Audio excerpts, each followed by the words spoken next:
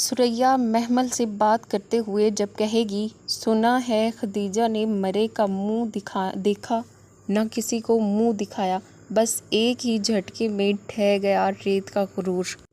دوسری جانب آپ لوگ دیکھیں گے کہ خدیجہ جب اپنے شوہر بنیامین سے کہے گی، میرے بیٹے کا قاتل زندہ ہے اور تم شہر میں بنیامین بنے پھرتے ہو، جس پر بنیامین اس سے کہتا ہے، شمریز کی لاش کے ٹکڑے کر کے واپس کروں گا اسے۔ جب یہ بات سراج احمد سری کے پاس پہنچتی ہے تو وہ کہتا ہے، شمریز پر چلنے والی ایک بھی گولی بچے ہوئے باپ بیٹا کو بہت مہنگی پڑے گی۔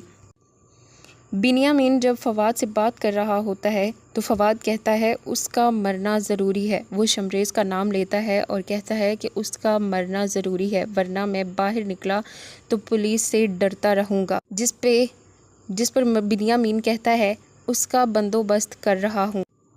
ادھر محمل جب منٹو سے بات کر رہی ہوتی ہے اور اس کو سمجھا رہی ہوتی ہے کہ وہ مار ڈالے گا آپ کو، وہ فواد کا نام کہہ کر منٹو سے کہہ رہی ہوتی ہے کہ وہ آپ کو مار ڈالے گا، جس پر منٹو اس کو جواب میں کہتا ہے، میں بھی مار ڈالوں گا اسے۔ دوسری جانب آپ لوگ دیکھیں گے کہ منٹو بنیامین سے جب بات کر رہا ہوتا ہے تو اسے وارن کرتا ہے کہ ایک بات بتاؤں، میں زندہ رہا تو آپ کا بیٹا مرے گا۔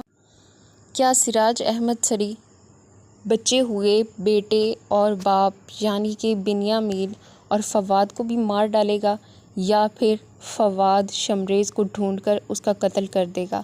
اپنی رائے کا اظہار کمنٹ باکس میں کریں۔ ہمارے چینل پر نئے ہیں تو چینل کو سبسکرائب کر لیں۔